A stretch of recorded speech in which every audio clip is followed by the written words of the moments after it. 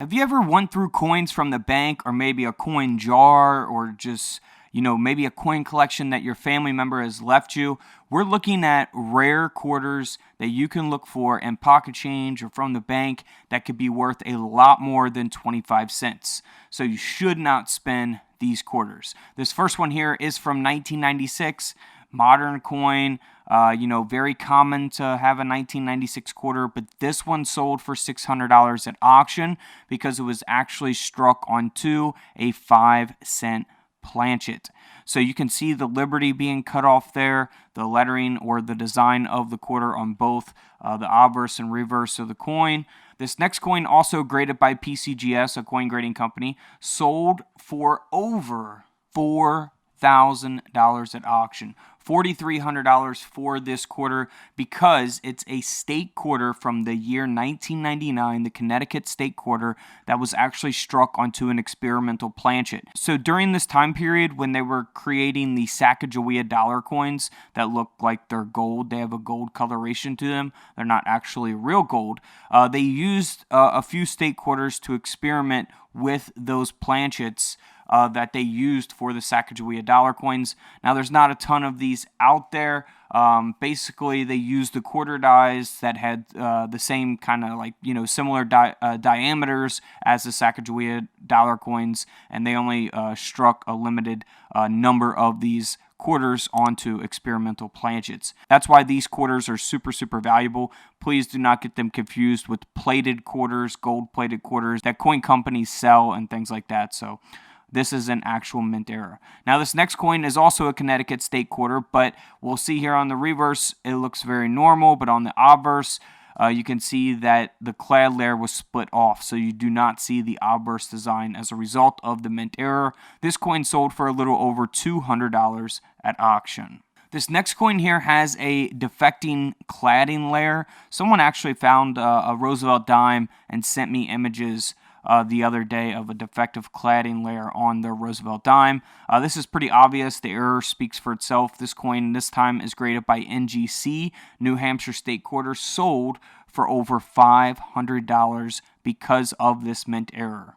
So always check both sides of your coins. This next coin is from the year 2000, Maryland State Quarter. This coin ended up selling for $77 at auction because it has a large die chip there on Washington's chin. So you'll see that extra blob of metal there. That is a die chip. Those can be much smaller. They could even be larger. This is a pretty good size one. So $77 for that coin, graded by PCGS as well. Now here is a proof quarter. So this is what you will find in your proof sets. The 2000 New Hampshire State Quarter, that is the proof quarter. So proof coins will be much more shinier, have that mirror-like finish. This coin was actually struck through a string here on the obverse of the coin. So you can see that there going through the lettering, the word Liberty there. Pretty obvious strike-through error. This coin sold for around $150 at auction. This next quarter is from the year 2002. The Tennessee State Quarter looks very normal on the obverse, but on the reverse of the coin, you can see that it is missing that outer clad layer. So you'll see the inner copper layer of the quarter as a result of the mint error. This coin, graded at an AU 58, still sold for a little over $70 at auction. It's not a high mint state grade, mint state 68 or 69 or anything like that. The highest grade you can get is a 70. So this being at a 58, of course, will bring the value down a little bit, but still a $70 quarter because of the mint error. Now here's a 2004. We're going to get more modern here as we go. We're going to go all the way up until the year 2020. So this is a 2004 state quarter that has a defective planchet, the Wisconsin quarter. You can see that there at the bottom of the coin, or the top of the coin if we're looking at the obverse. And this coin sold for $89 at auction, even graded at an AU 55 by PCGS. So again, not a mint state graded coin, but still around a $90 coin, $90 quarter. So here's a 2005 Kansas State Quarter. You can see it has an uncentered broad strike. Most noticeably, you can see that around the rim of the coin there. Pretty obvious. This coin ended up selling for $89 as well, so around a $90 quarter there, all because of the mint error. Now here's something you can always look for on quarters, state quarters, pennies, nickels, dimes, all kinds of different coins, half dollars, dollars, and so on. This is the West Virginia state quarter from 2005. It has a die break both on the obverse and the reverse of the coin this time. So here on the reverse, you can see it there as we zoom in on the rim of the coin, that extra little metal there. That is a die break, also referred to as a cud.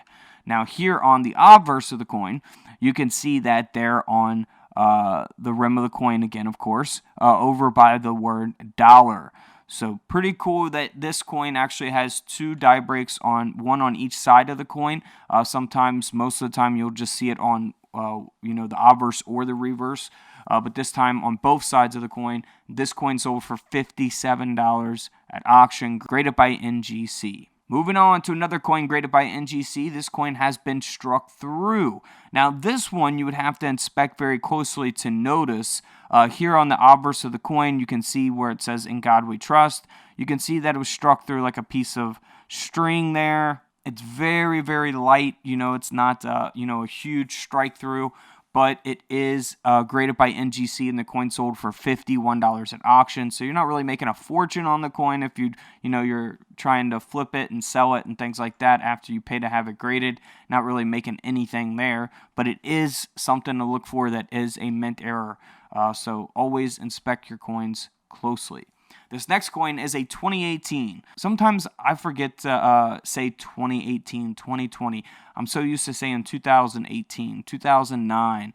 And then I guess when it became 2010, people started saying 2010. So still getting used to that. 2018 Block Island quarter here, where the obverse has been struck through. You can see that there at the top of the coin. Pretty obvious strike through again. This coin, graded by NGC, ended up selling for $55. Not bad for a 2018 quarter. Now on to the 2020 quarter. We've done a whole video on these coins. Now when this error was first discovered in 2020, of course people were going crazy, paying crazy prices on eBay through the roof. But as more got found, the prices kind of came down. This coin did end up selling for $228, and you'll see that it was struck through here on the reverse, right directly through the bat's face.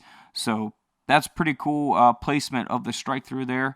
This coin, like I say, sold for $228 at auction. So if you find these National Park quarters from 2020, definitely always look for this error. There are some other ones to look for on this quarter as well, so feel free to check out my 2020 quarter videos. Now here is a 2001 Kentucky state quarter. Now again, we looked at the die break that took place on the other quarter, where it was on the front and the back of the coin, the obverse and the reverse. But in this case, the die break is only here on the reverse of the coin. So you can see that there to the left side on the rim of the coin, very small die break there. But this coin did sell along with this coin here, a 2001 state quarter, North Carolina state quarter, that has a strike through right there through the lettering, the "In God We Trust" there. So these two coins sold together for $31, graded by Annex. I would definitely give $31 for these.